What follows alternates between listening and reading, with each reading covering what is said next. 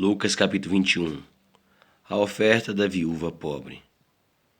Também encontrar essa passagem em Marcos capítulo 12, do versículo 41 a 44.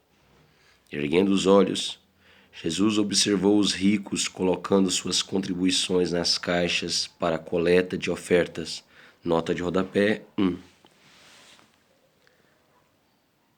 O gasofilácio era o nome dado a uma seção do átrio das mulheres, onde haviam 13 caixas para coleta de ofertas, com um formato de trombeta. Cada uma tinha uma inscrição que indicava em qual uso específico sua arrecadação seria investida.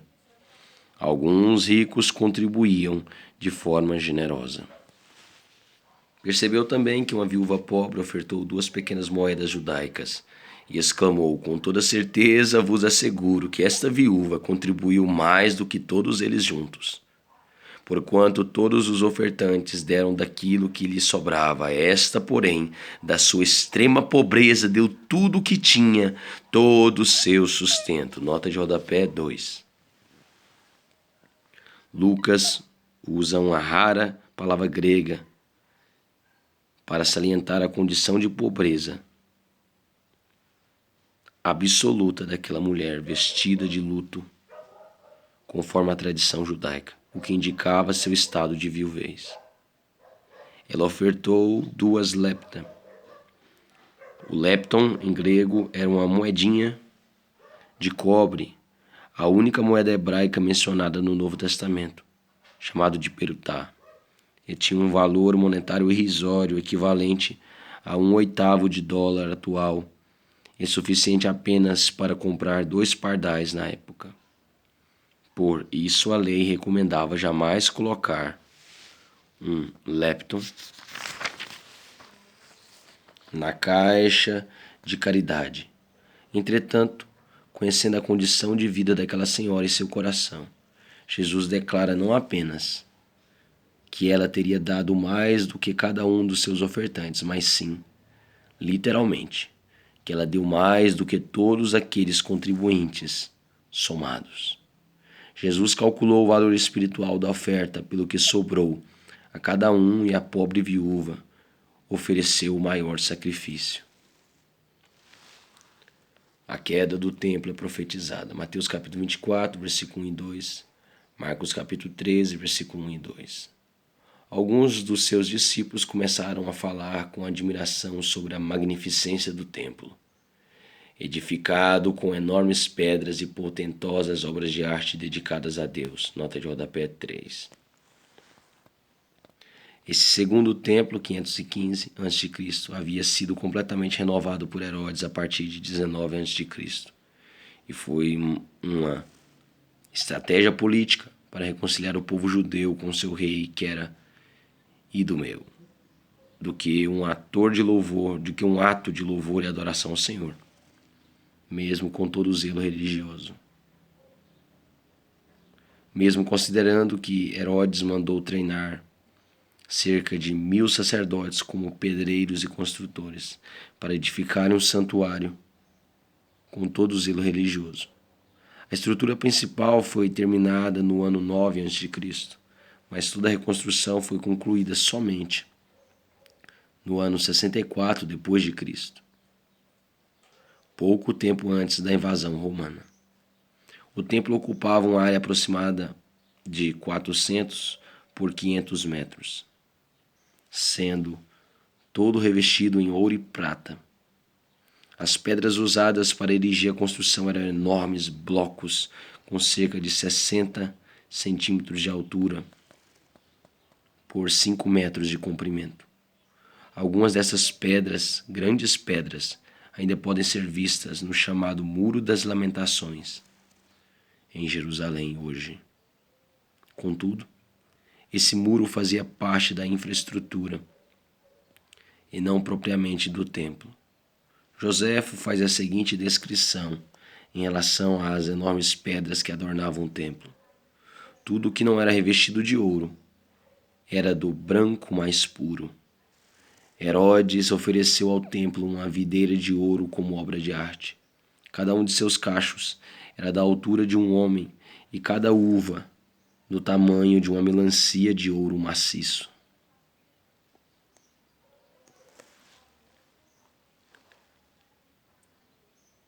Alguns dos seus discípulos começaram a falar com admiração sobre a magnificência do templo, edificado com enormes pedras e potentosas obras de arte dedicadas a Deus. Então lhes declarou Jesus: chegarão os dias nos quais, de tudo o que vedes, aqui não será deixada pedra sobre pedra que não seja derrubada. Nota de rodapé 4.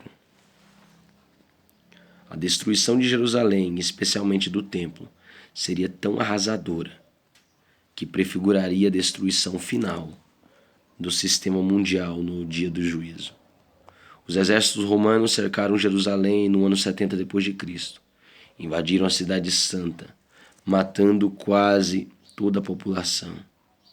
Destruíram e saquearam completamente o templo. Invadiram o Santo dos Santos e levaram para Roma o candelabro de ouro, a mesa dos pães da proposição e todos os objetos sagrados dos judeus, como um sinal de que haviam vencido o Deus dos judeus, além de não deixarem uma pedra em cima de outra. Mateus capítulo 24, versículo 2. E rasparem até o ouro que havia nas junções dos blocos de pedra. Salgaram toda a cidade para que nem a grama voltasse a crescer naquele lugar. Jesus revela os sinais do fim. Também encontrar essa passagem em Mateus 24, do versículo 3 ao 14, Marcos 13, do versículo 3 ao 13. Então indagaram de Jesus: Mestre, quando acontecerá tudo isso? E que sinal haverá quando tais eventos estiverem para se cumprir? Nota de rodapé 5. Marcos esclarece que essa pergunta foi feita por 4 discípulos, Pedro, Tiago, João e André. Marcos capítulo 13, versículo 3. Mateus apresenta a questão de forma mais abrangente, incluindo um pedido de mais detalhes sobre o sinal do retorno de Jesus e, consequentemente, do final dos tempos. Mateus 24, versículo 3. Parte do discurso de Jesus refere-se ao final dos tempos e parte, especificamente, à destruição de Jerusalém. Em Lucas, a distinção entre os dois acontecimentos, considerando que a queda de Jerusalém faz parte das profecias em relação ao fim do mundo, é mais clara do que nos demais evangelhos. Jesus anunciou pessoalmente o fim das eras, mas adiantou que esse terrível evento não se daria logo. Jesus expressa sua clareza na vitória final dos crentes fiéis, embora tivessem que passar por períodos muito difíceis à frente, e termina com um desafio animador aos seus seguidores, no sentido de permanecerem vigilantes e não se deixarem envolver pelas preocupações deste mundo. A linguagem usada pelo Senhor relembra passagens do Antigo Testamento, 2 Crônicas 15, 6, Isaías 8, versículo 21 ao 22, Isaías 13, 13, Jeremias 34, 17, e enfatiza que ele estava descrevendo uma visitação divina. Esclareceu-lhes Jesus proferindo: Cuidai para que ninguém vos iluda, pois muitas pessoas virão em meu nome, proclamando: Ele sou eu, e ainda chegou o final dos tempos, a estes não sigais. Quando ouvirdes falar de guerras e revoluções, não vos apavoreis, pois é necessário que estes fatos venham primeiro. Contudo, o final dos tempos não ocorrerá em breve. Nota de rodapé 6. Jesus adverte seus seguidores e discípulos para não se deixarem enganar pelos acontecimentos tumultuosos pelos quais passaria a terra. Em épocas conturbadas, apareceriam falsos cristos, ou seja, falsos messias salvadores, afirmando ser como Cristo eu sou, e predizendo a data do final dos tempos. Todos os acontecimentos citados nos versículos de 8 a 18 caracterizam a era presente como um todo, além de serem sinais do final dos tempos. Mateus 24, versículo 3, 6, Marcos 13, 25.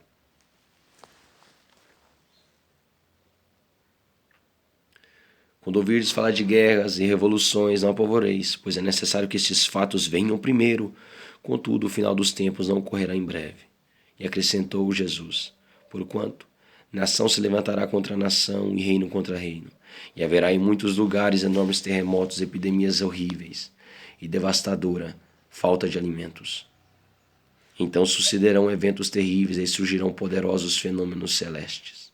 Entretanto, antes que tudo isso aconteça, vos prenderão e perseguirão, e assim vos entregarão às sinagogas e aos cárceres, e sereis conduzidos à presença de reis e governadores, e tudo isso por causa do meu nome.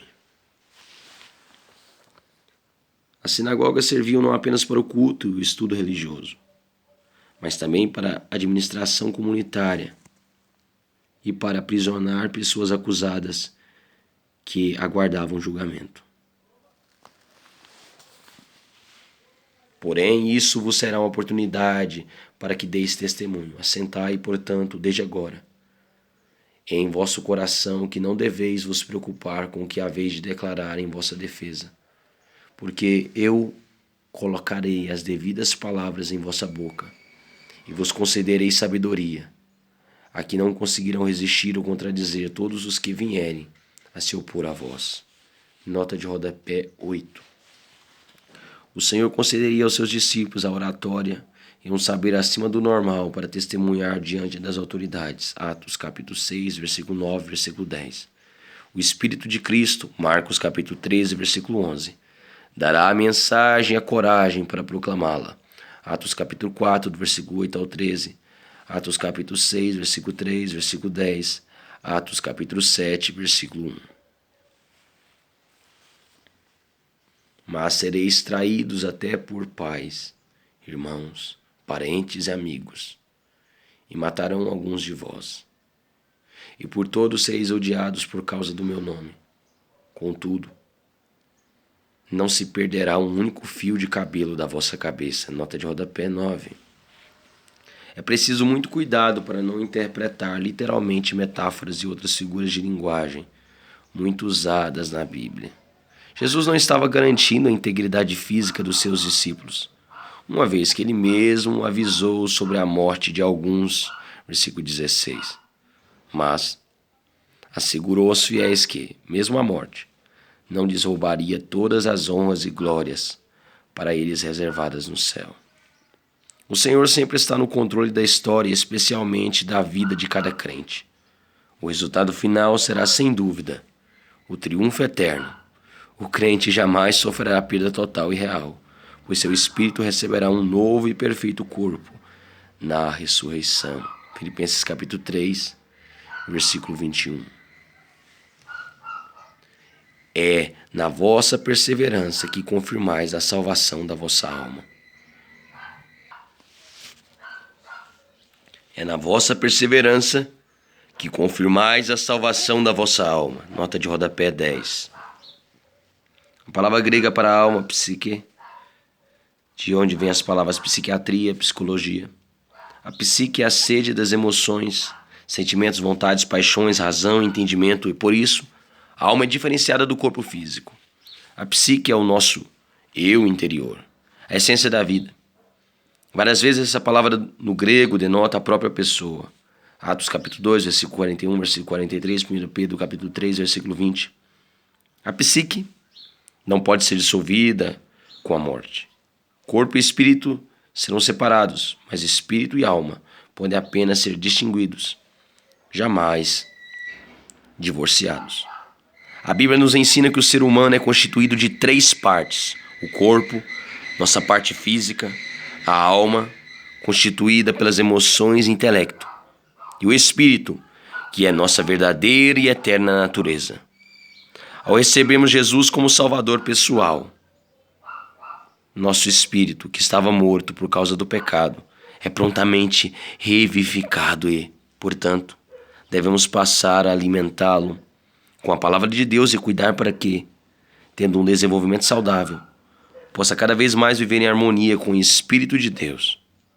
Esse é o mais amplo aspecto do reino de Deus, o qual nosso Senhor deseja que se expanda dentro de nós e administre as mais profundas dimensões de nosso caráter e personalidade. A disposição e a coragem para enfrentar lutas interiores, perseguições e provações em geral são confirmações de que somos verdadeiramente salvos e, portanto, podemos ter essa certeza e a paz decorrente. Mateus capítulo 10, versículo 28. A destruição de Jerusalém. Também encontrar essa passagem em Mateus capítulo 24, versículo 15 ao versículo 28. Marcos capítulo 13, do versículo 14 ao versículo 23. Quando virdes exércitos fechando o cerco ao redor de toda Jerusalém, sabei que é chegada a hora da sua absoluta destruição. Então os que estiverem na Judéia, refugiem-se nos montes. Mas os que estiverem na cidade, saiam imediatamente. E os que estiverem nos campos, não venham para ela. Nota de rodapé 11. Quando um exército cercava uma cidade, o mais indicado era buscar refúgio dentro dos muros. Entretanto, Jesus previne seus discípulos para que fujam do centro da cidade e busquem segurança nos montes. Os muros de Jerusalém aguentaram os fortes ataques dos exércitos romanos por cerca de 3 meses, quando então foram invadidos violentamente e todo o povo chacinado. Mateus capítulo 24, versículo 16. Porquanto estes serão os dias da vingança, a fim de que se cumpra tudo o que está escrito. Nota de rodapé 12. Os dias da vingança era a maneira profética de se expressar no Antigo Testamento para advertir os judeus em relação à justiça punitiva de Deus, em consequência da incredulidade, da infidelidade dos líderes religiosos e do povo em relação ao Senhor. Isaías capítulo 63, versículo 4. Jeremias capítulo 5, versículo 29. Oséias capítulo 9, versículo 7. Ai das que carregam no ventre seus filhos, e daquelas que amamentam naqueles dias, porque haverá grande aflição na terra e ira contra este povo. Eles sucumbirão ao fio da espada, e muitos serão levados como prisioneiros para todas as nações. Jerusalém será pisoteada pelos gentios, até que passe o tempo de poderem agir assim. Nota de rodapé 13. Na verdade, Jerusalém já vinha sendo dominada por nações gentias, em grego, etnias, há vários séculos. E esta dominação ainda seria pior com a devastação dos romanos, as sucessivas guerras com os países árabes, as grandes guerras mundiais, hoje com a forte presença gentílica na cidade. Haja vista que a principal mesquita muçulmana na Palestina está situada sob as ruínas do templo no centro de Jerusalém. No futuro, com novas e poderosas invasões. Apocalipse capítulo 11, versículo 2. Por outro lado, esse também é o tempo da oportunidade, em grego, kairos. Um longo tempo de graça de Deus para que todos os não-judeus possam receber o Senhor e serem salvos. Marcos 13, 10, Lucas 20, 16, Romanos 11, 25. Contudo, o tempo dos gentios será encerrado logo, depois de terem sido cumpridos os propósitos do Senhor para os próprios gentios. E eles sucumbirão ao fio da espada e muitos serão levados como prisioneiros para todas as nações. Jerusalém será pisoteada pelos gentios, até que passe o tempo de poderem agir assim. O glorioso retorno de Jesus. Mateus capítulo 24, do versículo 29 ao 31. Marcos capítulo 13, do versículo 24 ao 27. E haverá sinais no sol, na lua e nas estrelas na terra. As nações ficarão desesperadas com medo do terrível estrondo do mar e das ondas. Nota de rodapé 14. Continuam a partir daqui as profecias iniciadas no versículo 11. Depois do parênteses aberto pelos versos 12 a 24, como afirma em Lucas 17, 20. O significado dos sinais do glorioso retorno do Senhor, ainda que portentosos e espantosos, versículo 11, passará sem a verdadeira compreensão por parte dos incrédulos. O próprio discípulo que for incauto ou infiel será apanhado como um pássaro por sua armadilha. Essa terminologia apocalíptica do Antigo Testamento, dos escritos judaicos, é muito utilizada para descrever convulsões políticas ou acerca do fim do mundo. Aqui devem ser consideradas ainda os fenômenos cósmicos que ocorrerão. Isaías 13:10, Isaías 34:4, Ezequiel 32:7. Muitas pessoas desmaiarão de terror, preocupadas com o que estará sobrevindo às populações do mundo, pois os poderes do espaço sideral serão abalados. Então, se observar o Filho do Homem vindo numa nuvem com poder e potentosa glória, então se observará o Filho do Homem vindo numa nuvem com poder e potentosa glória. Sendo assim, quando esses fatos começarem a surgir, exultai e levantai as vossas cabeças, pois está muito perto a vossa redenção. Nota de rodapé 15. Muitas das predições nesse discurso de Jesus têm a ver com a iminente destruição de Jerusalém, que ocorreria em 70 depois de Cristo. Mas consideram também que essa seria um dos grandes sinais quanto ao final dos tempos e o glorioso retorno de Jesus. Daniel capítulo 7, versículo 13. Contudo, os discípulos do Senhor não devem ficar apavorados quando observarem esses sinais, mas erguer as cabeças, olhar para cima, onde virá a nossa redenção, a salvação completa e eterna de nossas almas e a dádiva de um novo corpo glorificado. Romanos capítulo 13, versículo 11. 1 João capítulo 3, versículo 2. A parábola da figueira. Também encontrar essa passagem em Mateus capítulo 24, do versículo 32 ao 44, e em Marcos capítulo 13, do versículo 28 ao 37. Em seguida, Jesus lhes propôs uma parábola.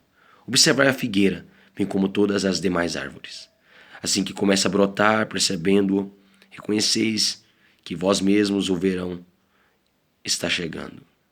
Da mesma forma, quando notardes que esses eventos começam a ocorrer, sabei que está próximo o reino de Deus. Com toda certeza vos asseguro que de modo algum passará essa geração, sem que todos esses fatos aconteçam. Nota de rodapé 16. Segundo descobriu-se nas análises de rolos do Monte Quiran, a expressão geração significa a duração de uma vida. E pretendia identificar um tipo especial de pessoas, como o Antigo Testamento, os maus, Salmo 12, 7, e os bons, Salmo 14, 5. Isso quer dizer que aquelas pessoas que presenciaram os sinais dos grandes eventos são de uma geração que verá o cumprimento daquelas profecias específicas, por exemplo, como ocorreu com a geração a qual Jesus profetizou sobre a destruição de Jerusalém. Aqueles que viram o cumprimento da profecia faziam parte da geração que foi até o fim. Da mesma forma, aqueles que virem os grandes sinais que antecederão o glorioso retorno de Jesus haverão de ficar firmes até o fim, tal como última hora. 1 João 2,18. Hoje, Hebreus 3, 7, 15, ou agora, 2 Coríntios 6, 2. Geração significa também a fase final da história da salvação. A geração dos fins dos séculos, 1 Coríntios 10, 11, que se estende da ressurreição de Jesus até a revelação pública do reino, em grego parousia, prestes a surgir, mas cujo tempo cronológico é indeterminado.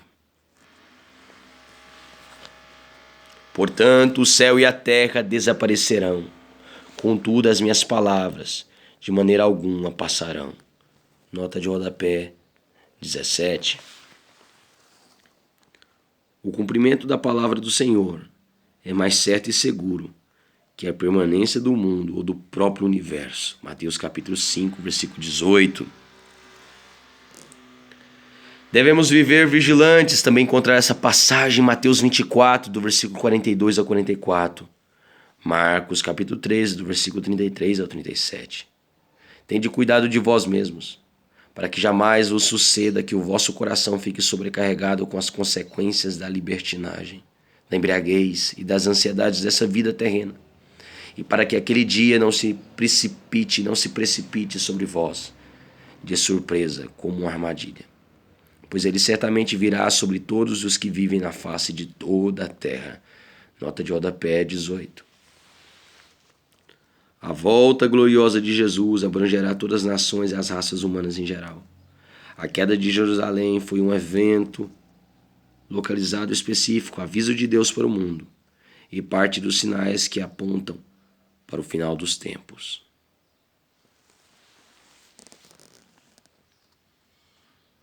Vigiai, portanto, em todo o tempo, orando, para que possais escapar de todos esses eventos que estão para acontecer e apresentar-vos em pé diante do Filho do Homem. Nota de rodapé 19. Os cristãos escaparão da destruição eterna por evidenciarem um viver próprio dos salvos, corações livres de vícios carnais e ambições mundanas. Versículo 34. Hebreus 2:3, 2 Pedro 3:10, 11. Mentes e corações em sintonia com as profecias e os sinais bíblicos. Mateus 24:33. 1 Tessalonicenses 5:4. Vida com alegria espiritual, fruto da esperança em Cristo, sem desânimo, exultai. Versículo 28. Tito, capítulo 2, versículo 13. Estado de oração constante. 1 Tessalonicenses 5:17. 1 Timóteo, capítulo 2, versículo 8. Jesus passava o dia ensinando no templo e ao pôr do sol caminhava até o monte chamado das Oliveiras, onde passava a noite. Nota de rodapé 20. Jesus fez questão de passar sua última semana na terra ensinando no templo, desde o princípio do dia até o pôr do sol, desde a entrada triunfal até a Páscoa, de domingo até quinta-feira da Paixão. Após seus longos períodos de oração no Monte das Oliveiras, em Betânia, caminhava até a casa de Lázaro, onde pernoitava. Mateus capítulo 21, versículo 17. Bem cedo, quando o povo chegava ao templo para ouvi-lo, ele já estava lá os esperando. Ao raiar do dia, todo o povo se dirigia ao templo para ouvi-lo.